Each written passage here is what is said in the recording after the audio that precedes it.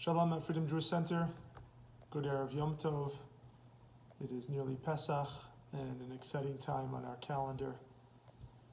This is a video class that I'm sharing with you, which would be delivered for Shabbat Hagadol, for the great Shabbat, the Shabbat before Pesach. That's going to be this Shabbat, but with the restrictions of with COVID and the limits of people who can be here, and also with our time constraints because of the rush to have chametz before Pesach and have our last bits of challah as Shabbat morning comes around. So this year I'm sharing Shabbat Hagadol sermon here with you. You'll see, if you're following on this video on the email, you'll see the button below shares the sources that I'm going to use. And if you'd like to follow along with me on those sources to help you see the texts inside that I'm referring to. I'm interested this year in the use of the Aramaic. Aramaic was the vernacular. It was spoken in Israel. And it is the foil of our Haggadah. Pesach Haggadah, the story of Pesach, begins with the words of Halach Ma'anya. This is the bread of affliction. All who are hungry, come and eat. All who need to celebrate, come and enjoy the Pesach. This year we're slaves. Next year we'll be free. This year we're here. Next year we'll be in Jerusalem. Source number 1. And the text of the Haggadah ends with the Chad Gadya. One kid, the famous song that the one small kid, the baby goat that the father buys for 2 zuzim, and what happens, it's a story of the succession of events of the small goat being eaten by the cat, and by the dog, and by the stick, and by the fire, and by the water, and so on until God intervenes. And so we have this storyline using Aramaic, and those beginning and the very end. In the middle is all Hebrew. The Haggadah is entirely in Hebrew. And I wonder why the Haggadah is structured such, and what are we meant to derive from that? As I said before, the Aramaic is the vernacular. That was the spoken language of the day. We have to think about Aramaic as that is language, and the text suggests that is a language of diaspora. That is language of the unredeemed state. We recite those to begin the Haggadah. We say, now we're hungry and we're unable to celebrate Pesach fully. Now we're slaves. Next year we'll be free. Now we're here. That's an expression of, in its essence, of the unredeemed state. We are still slaves. We are hungry. We are not in our homeland. That is the fundamental message about the people who are trying to seek freedom, who are in the process of becoming free, not the ones who have achieved freedom, who've achieved redemption. And the Chad Gadya story, if you look at that text in a way, you say that's a story which really highlights the message of the world is a vicious place. It is literally almost a dog-eat-dog world. And here we're waiting for God to intervene. V'ata Kadosh Baruch Hu. And then the Holy Blessed One will come and then right that which is wrong. And that's the world that we inhabit. It's a pernicious, it's everyone's seeking their advantage and trying to press their point. And that's not a redeemed world yet.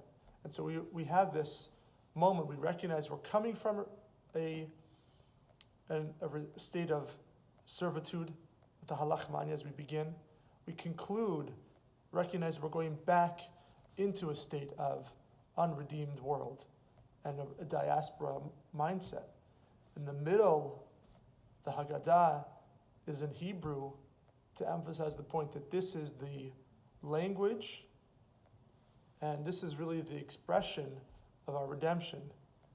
As Ben Yehuda, the early Zionist, was speaking in Hebrew Even when he was living in Russia, he knew that if he could speak the language, they thought of him as a fool. Here he is, this Jew in Russia speaking Hebrew, only in Hebrew.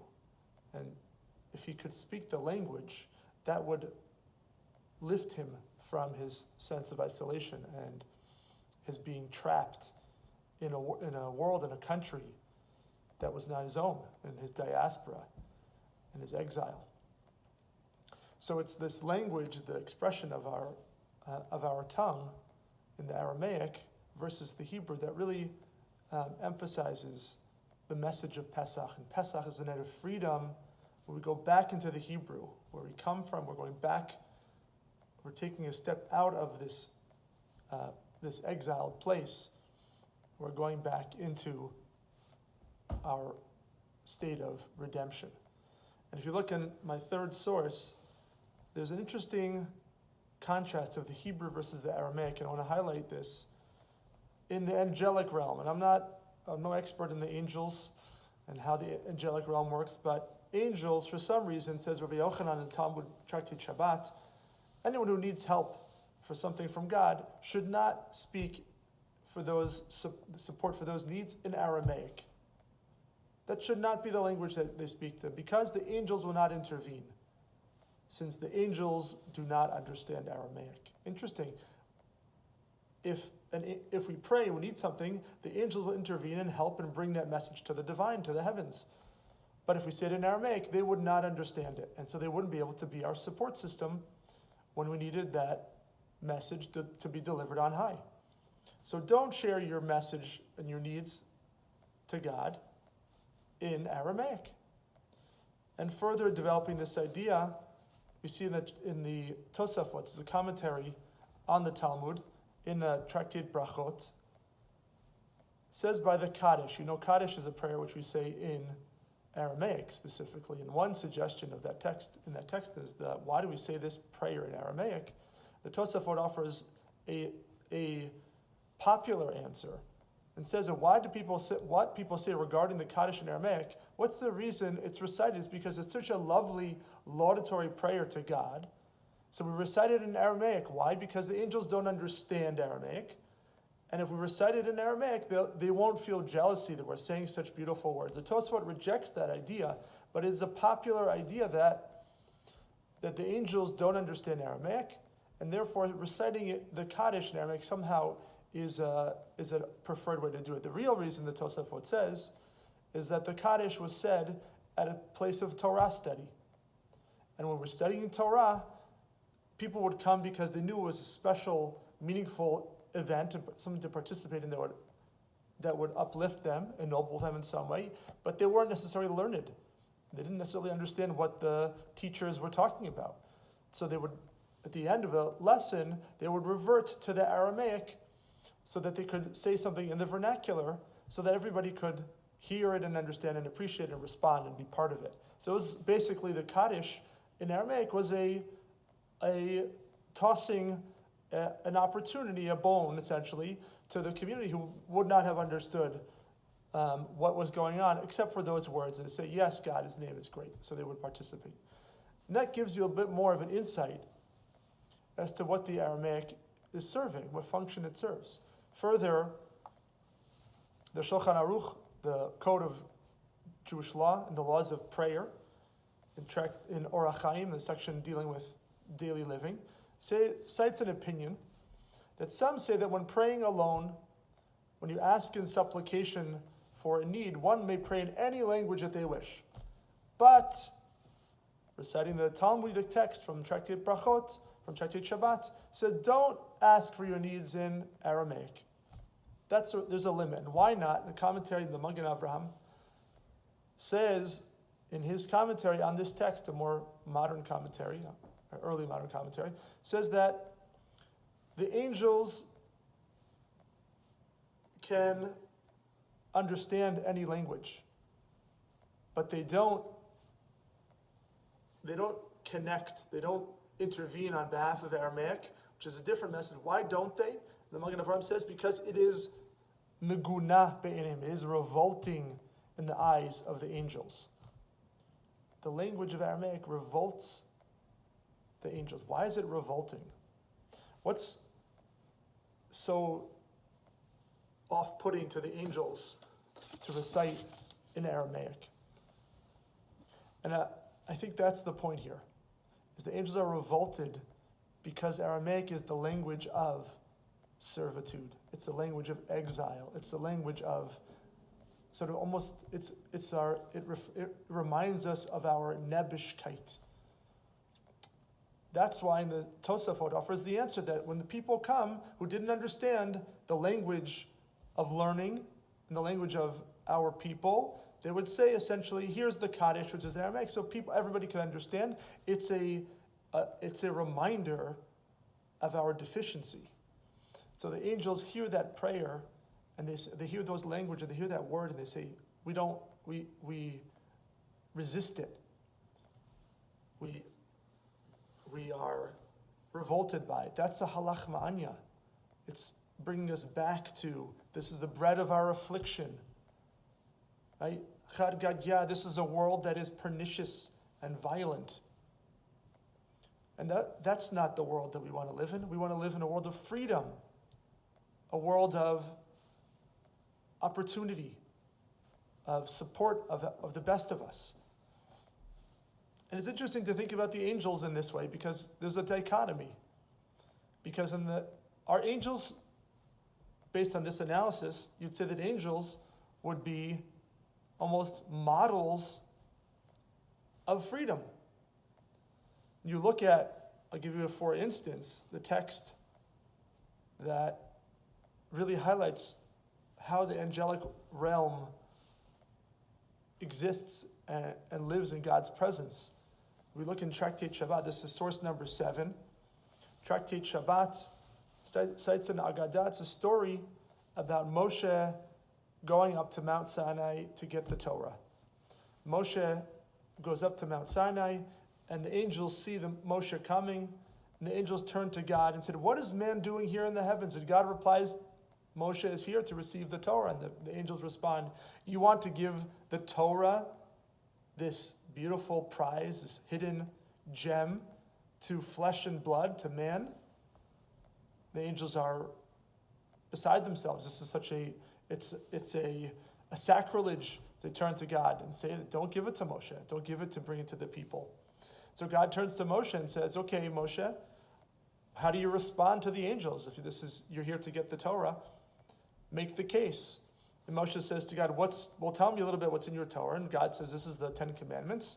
And Moshe turns back to the angels and says, "Well, it says, do not kill. Do not commit adultery. Do not steal. Do not covet." And so Moshe turns to the angels and says, "Angels, do you have envy that you should want to covet? You should desire to take someone's spouse from them? Do you have an evil inclination that you would want to murder, that you would want to steal?" It's a rhetorical question. Of course not. The angels don't feel that. They are without volition. They are without inclination. They are perfect beings. In their lack of free will, that is their definition of the angelic being. And that is a dichotomy about the angel, is that they do not have free will, and yet they are beings which are attracted and repulsed by the subservience. They are attracted to freedom. They are attracted to the expression in Hebrew, the language of freedom, the language of our destiny. And they're repulsed and revolted by the language of Aramaic, which is the language of the diaspora.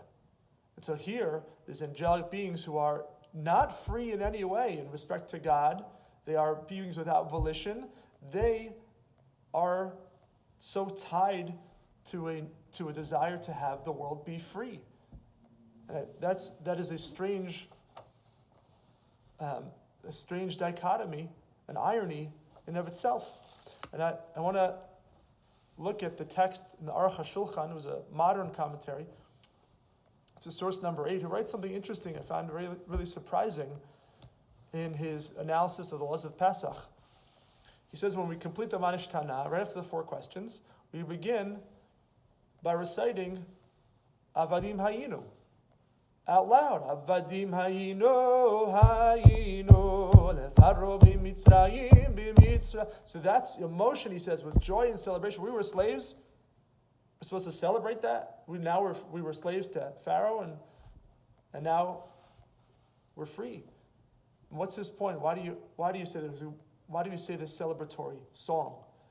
And for the primary reason that we recite the Haggadah is to affirm that because of our exodus from Egypt, we have become, all of us and every generation, indentured to God as God's servants.